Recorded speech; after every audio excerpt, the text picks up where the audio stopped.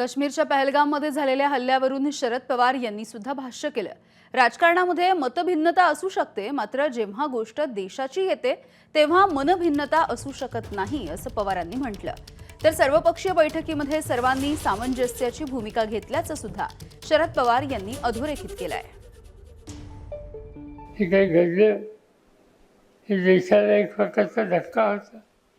हा कुठल्या जाती धर्मावर धक्का नव्हता, हा भारताला धक्का होता। देशवासियांची ही जबाबदारी आहे की राजकारणामध्ये मतभिन्नता असेल, पण ज्या वेळेला देशावर हल्ला असतो त्यावेळेला मतभिन्नता नाही।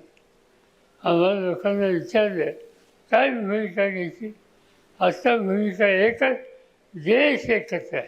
केंद्र सरकारने सगळ्या पक्षाच्या नेत्यांची बैठक बोलवली होती। नेतृत्व करणारे जे लोक त्या ठिकाणी होते त्यांनी अत्यंत समंजसपणाची भूमिका घेतली आणि एक गोष्ट सांगितली की कुठंतरी आमच्याकडून कमतरता आली।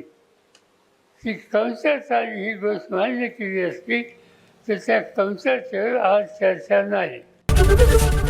एबीपी माझा, उघडा डोळे बघा नीट।